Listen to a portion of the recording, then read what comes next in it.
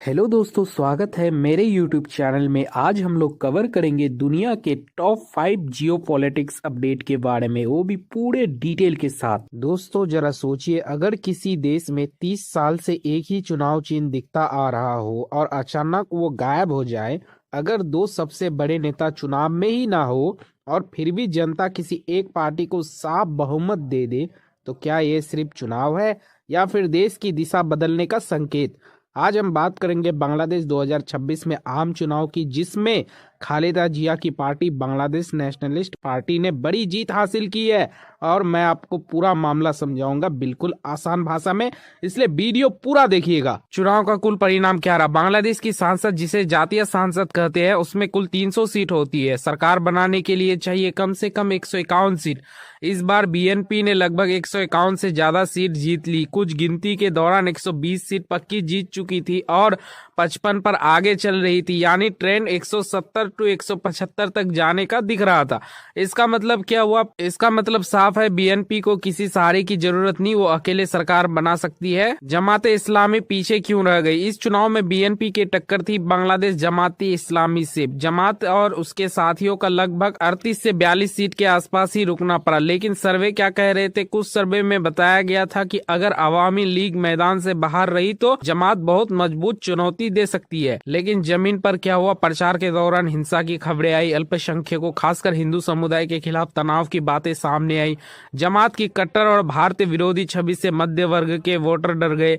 इसका फायदा किसे मिला? सीधा फायदा बीएनपी को मिला। लोगों ने सोचा चलो थोड़ा नरम पार्टी को ही चुन लेते हैं, यानी डर और स्थिरता ने वोट की दिशा बदल दी। यह चुनाव अलग क्यों था? यह चुनाव कई वजह से ऐतिहासिक था। पहली वजह, यह चुनाव बिना शेख हसीना के हुआ। दूसरी वजह, यह चुनाव बिना खालिदा जिया के हुआ, क्योंकि उनका दिसंबर 2025 में निधन हो चुका था।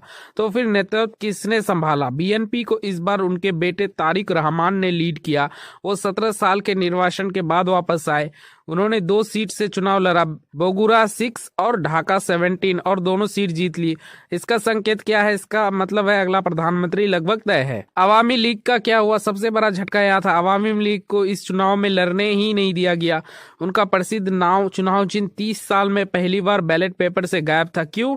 2024 में युवाओं ने नेतृत्व में एक बड़ा आंदोलन हुआ था, जिसे जुलाई विद्रोही कहा गया। उसके बाद अंतरिम सरकार बनी और अर्थशास्त्री मोहम्मद यूनुस को मुख्य सलाहकार बनाया गया। इसी अंतरिम व्यवस्था में अवामी लीग को चुनाव से बाहर कर दिया गया। इसका असर, जो लोग पहले अवामी लीग को वोट देते थे उनमें से बड़ा हिस्सा बीएनपी की ओर चला गया। मतदान प्रतिशत कम क्यों रहा? इस बार मतदान लगभग 47% ही रहा। यह कम माना जा रहा है। कारण क्या हो सकते हैं? राजनीतिक अस्थिरता, डर और हिंसा, युवाओं की नाराजगी, बड़ी पार्टियों की गैर मौजूदगी। जब जनता को लगता है कि विकल्प सीमित है तो वोट देने का उत्साह घट जाता है।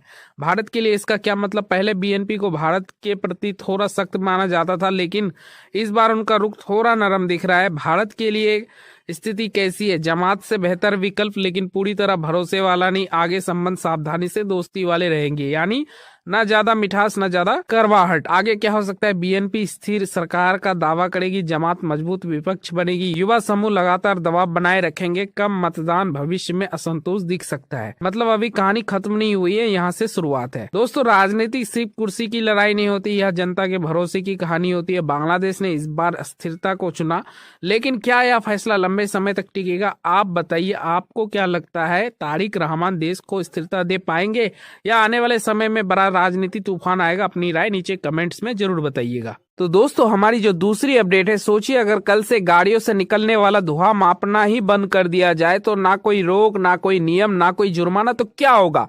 हवा साफ होगी या जहरीला? आज मैं आपको अमेरिका की एक बहुत बड़ी खबर समझाने जा रहा हूं, जिसे दुनिया भर में चर्चा हो रही है। और ये फैसला लिया है अमेरिका के राष्ट्रपति डोनाल्ड ट्रंप ने। ध्यान से सुनिएगा, क्योंकि यह सिर्फ अमेरिका की नहीं, पूरी दुनिया की हवा से जुड़ा हुआ मामला है। मुख्य खबर क्या है? 12 फरवरी 2026 को ट्रंप प्रशासन ने एक बड़ा फैसला लिया। उन्होंने 2009 में बनाए गए एक नियम को रद्द कर दिया, जिसे एंडेजमेंट फाइंडिंग कहा जाता था। यह नियम क्या कहता था? यह नियम कहता था कि ग्रीन हाउस गैस यानी कार्बन डाइऑक्साइड जैसी गैसें इंसान की सेहत के लिए खतरा है। इसी नियम के आधार पर गाड़ियों और बिजली घरों पर सख्त प्रदूषण नियम लगाए गए थे।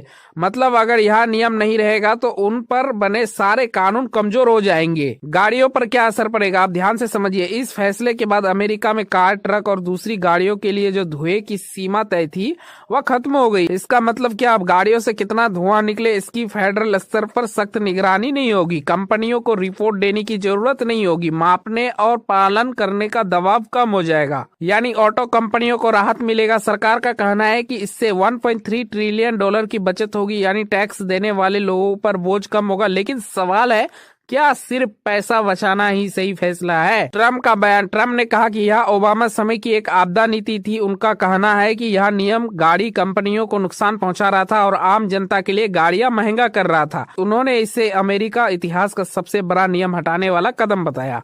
उनके साथ पर्यावरण एजेंसी के प्रमुख और बजट अधिकारी भी खड़े रहे, यानी पूरी टीम इस फैसले के समर्थन में है। इसका असर क्या हो सकता है? अब सबसे जरूरी हिस्सा समझिए। अमेरिका में कुल प्रदूषण का लगभग 25% हिस्सा सिर्फ ट्रांसपोर्ट से आता है, यानी गाड़ियां बहुत बड़ा कारण है। अगर नियम कमजोर होंगे तो गाड़ियों से ज्यादा धुआं निकल सकता है, जलवायु परिवर्तन तेज हो सकता है, आने वाले समय में तापमान बढ़ सकता है। ट्रम्प पहले भी पेरिस जलवायु समझौते से अमेरिका को बाहर कर चुके हैं। उन्होंने इलेक्ट्रिक गाड़ियों पर मिलने वाली टैक्स छूट भी खत्म कर दी थी। इसका मतलब साफ है कि फॉसिल फ्यूल यानी पेट्रोल डीजल को बढ़ावा दे रहे हैं। सोचने वाली बात, एक तरफ कहा जा रहा है कि इससे पैसा बचेगा और उद्योग मजबूत होंगे, दूसरी तरफ डर है कि इससे पर्यावरण और सेहत पर बुरा असर पड़ेगा। अब सवाल यह है कि सरकार को पहले क्या बचाना चाहिए, पैसा या प्राकृतिक? अब आप बताइए, अगर आपके देश में ऐसा फैसला लिया जाए जहां गाड़ियों के धुएं पर कोई सख्त नियम ना रहे, तो आप क्या उसे सही फैसला मानेंगे? क्या विकास के नाम पर पर्यावरण से समझौता ठीक है? अपनी राय नीचे कमेंट्स में जरूर बताएं। तो जो हमारी तीसरी अपडेट है, सोचिए अगर किसी इंसान की आंखों की रोशनी धीरे धीरे चली जाए, और वो भी तब जब वह पहले से ही जेल में बंद हो। क्या ये सिर्फ एक बीमारी है या इसके पीछे लापरवाही या फिर राजनीति? आज हम बात करेंगे पाकिस्तान के पूर्व प्रधानमंत्री इमरान खान के बारे में, जिनकी दाहिना आंख में अब सिर्फ 15% दृष्टि बची है। ये मामला सिर्फ स्वास्थ्य का नहीं बल्कि राजनीति, अदालत और जेल प्रशासन से भी जुड़ा हुआ है। चलिए इसे पूरा विस्तार से समझते हैं। मामला क्या है? इमरान खान कौन है? इमरान खान पाकिस्तान के पूर्व प्रधानमंत्री रह चुके हैं। वह 2018 से 2022 तक प्रधानमंत्री रहे। उनकी पार्टी का नाम है पाकिस्तान तहरीक-ए-इंसाफ। समझने वाली बात, इमरान खान सिर्फ एक नेता नहीं है बल्कि पाकिस्तान की राजनीति में बहुत बड़ा नाम है। उनके समर्थक लाखों में है। अभी वह कहा है, वह 2023 से रावलपिंडी की अदियाला जेल में बंद है। मतलब क्या, वह पिछले करीब 3 साल से जेल में है और कई मामलों में सुनवाई चल रही है। आंखों की बीमारी का पूरा मामला। पहले उनकी आंख कैसे थी? उनके वकील सलमान सफदर ने सुप्रीम कोर्ट में बताया कि अक्टूबर 2025 तक उनकी दोनों आंखें की रोशनी सामान्य 6/6 थी, यानी साफ दिखाई देता था, कोई समस्या नहीं थी। दिक्कत कब शुरू हुई? करीब 3-4 महीने पहले उनकी दाहिना आंख में धुंधलापन शुरू हुआ। उन्होंने जेल अधीक्षक से शिकायत की, लेकिन उन्हें सिर्फ आई ड्रॉप्स दी गई। या समझिए, अगर किसी को अचानक धुंधला दिखने लगे तो तुरंत जांच जरूरी होती है, सिर्फ आई ड्रॉप देना काफी नहीं होता। असली बीमारी क्या निकली? बाद में इन्हें इस्लामाबाद के Pakistan institute of medical science यानी PIMS अस्पताल ले जाया गया। वहां के नेत्र विशेषज्ञ ने बताया कि आंख में ब्लड क्लॉट, खून का थक्का बन गया था। ब्लड क्लॉट क्या होता है? जब आंख की नस में खून जम जाता है तो रोशनी पर असर पड़ता है। अगर समय पर इलाज ना हो तो अस्थायी नुकसान हो सकता है। अब हालत क्या है? इलाज हुआ, इंजेक्शन भी लगे, लेकिन अब उनकी दाहिना आंख में सिर्फ 15% दृष्टि बची है। मतलब 85% रोशनी जा चुकी है। यह बहुत गंभीर स्थिति है। उनके वकील ने बताया कि जब वह 10 फरवरी 2026 को जेल में मिले तो इमरान खान काफी परेशान थे और उनकी आंखों से पानी बह रहा था। अदालत की कार्रवाई। यह मामला पाकिस्तान की सुप्रीम कोर्ट में गया। सुप्रीम कोर्ट ऑफ पाकिस्तान ने 12 फरवरी को आदेश दिया कि 16 फरवरी से पहले विशेषज्ञ जांच हो, मेडिकल टीम बनाई जाए, निजी डॉक्टरों से मिलने की अनुमति दी जाए, बेटों से बात करने की अनुमति दी जाए। इसका मतलब क्या है? अदालत ने मामले को गंभीर माना है। अगर सब ठीक होता तो इतनी जल्दी आदेश नहीं आता। राजनीतिक विवाद। पार्टी का आरोप। PTI पार्टी ने जेल प्रशासन पर लापरवाही का आरोप लगाया। उन्होंने कहा कि अगर समय पर सही इलाज होता तो इतनी बड़ी क्षति नहीं होता। मतलब मामला सिर्फ बीमारी से नहीं बल्कि जिम्मेदारी तय करने का भी है। परिवार की मांग। परिवार ने मांग की है स्वतंत्र नेत्र रोग विशेषज्ञ से जांच, बेहतर जेल सुविधा, परिवार से नियमित मुलाकात। इससे साफ है कि परिवार को भरोसा नहीं है कि सही इलाज हुआ। यह मामला सिर्फ एक व्यक्ति की आंख की नहीं है, यह मामला है मानवाधिकार, जेल प्रशासन, राजनीतिक माहौल का और न्याय व्यवस्था का। अगर जेल में बंद एक पूर्व प्रधानमंत्री की यह हालत है तो आम कैदियों की स्थिति कैसी होगी। अब आप बताइए, क्या यह सिर्फ एक मेडिकल लापरवाही है या फिर राजनीति इसमें कहीं ना कहीं जुड़ी हुई है। अपनी राय नीचे कमेंट्स में जरूर बताइए। तो जो हमारी चौथी अपडेट है दोस्तों, जरा सोचिए, अगर किसी इंसान की पूरी जिंदगी, उसका घर, उसका देश, सब कुछ एक फैसले से छीन जाए तो क्या होगा। अगर सरकार कह दे कि अब तुम इस देश के नागरिक नहीं रहे तो वो इंसान कहां जाएगा। आज मैं आपको एक ऐसी खबर समझाने वाला हूं जो जुड़ी है नरेंद्र मोदी, बेंजामिन नेतन्याहू और इजराइल से। यह मामला सिर्फ एक देश की नहीं बल्कि नागरिकता जैसे बड़े अधिकार से जुड़ा हुआ है। ध्यान से सुनिए पूरा वीडियो को। पूरा मामला क्या है। हाल ही में इजराइल सरकार ने एक बड़ा कदम उठाया है। सरकार ने अदालत में 2 लोगों की नागरिकता रद्द करने की याचिका डाली है। ये दोनों लोग इजराइल के नागरिक हैं, लेकिन उन पर आतंकवाद से जुड़े गंभीर अपराधों का आरोप है और वो दोषी भी पाए गए हैं। पहला मामला मोहम्मद हामद, एक व्यक्ति है मोहम्मद हामद, उम्र लगभग 48 साल, जो पूर्वी यरूशलेम का रहने वाला है। उसे 2002 में गोलीबारी और हथियार तस्करी के मामले में सजा मिली थी। वह 20 साल से ज्यादा समय जेल में रह चुका है। सरकार का तर्क क्या है। सरकार का कहना है कि उसके अपराध बहुत गंभीर थे, साथ ही उसे फिलिस्तीनी प्राधिकरण से आर्थिक मदद मिली थी जिसे इजराइल सरकार हिंसा को बढ़ावा देने वाला फंड मानती है। मतलब सरकार कह रही है अगर कोई देश के खिलाफ काम करेगा और बाहर से पैसा भी लेगा तो उसकी नागरिकता खत्म कर दी जा सकती है। कानून क्या कहता है। यह कार्रवाई 2023 में बने एक कानून के आधार पर हो रही है। इस कानून के अनुसार अगर कोई नागरिक देश के प्रति वफादारी तोड़ने वाला अपराध करता है, तो जैसे आतंकवाद, तो सरकार उसकी नागरिकता रद्द कर सकती है। यह इस कानून का पहला बड़ा परीक्षण माना जा रहा है। यह कानून खासतौर पर फिलिस्तीनी मूल के नागरिकों या अस्थायी निवासियों पर लागू होता है। इजराइल में फिलिस्तीनी आबादी, इजराइल की कुल आबादी में लगभग 20% लोग फिलिस्तीनी मूल के हैं, लेकिन आलोचकों का कहना है कि यह कानून यहूदियों पर लागू नहीं होता। उदाहरण के लिए, अगर कोई यहूदी नागरिक वेस्ट बैंक में हिंसा करता है तो उसकी नागरिकता रद्द नहीं की जाती। यही से विवाद शुरू होता है, विरोध और आलोचना। मानवाधिकार संगठनों का कहना है कि यह कानून नस्लीय भेदभाव जैसा है। एक कानूनी संगठन के प्रतिनिधि ने कहा कि नागरिकता किसी भी इंसान का मौलिक अधिकार है। अगर आप नागरिकता ही छीन लेंगे तो वह इंसान राज्य विहीन हो सकता है। सरकार कहती है जो देश के खिलाफ काम करेगा उसे देश में रहने का अधिकार नहीं होना चाहिए। वही फिलिस्तीनी पक्ष कहता है जो आर्थिक सहायता दी जाती है वह कैदियों के परिवारों की मदद के लिए होती है, न कि हिंसा को बढ़ावा देने के लिए। अगर अदालत मंजूरी दे दे तो क्या होगा। अगर अदालत सरकार की याचिका मंजूर कर लेती है तो उन लोगों को इजराइल से निकालकर वेस्ट बैंक या गाजा भेजा जा सकता है। सोचिए, एक इंसान जिसने पूरी जिंदगी एक जगह बिताई, अचानक उससे कहा जाए कि अब तुम यहाँ के नहीं हो। यह सिर्फ कानून का मामला नहीं है, यह इंसानी जिंदगी का सवाल है। भारत का संदर्भ। इस मुद्दे पर चर्चा के दौरान भारत के प्रधानमंत्री नरेंद्र मोदी और इजराइल के प्रधानमंत्री नेतन्याहू के बीच भी बातचीत हुई।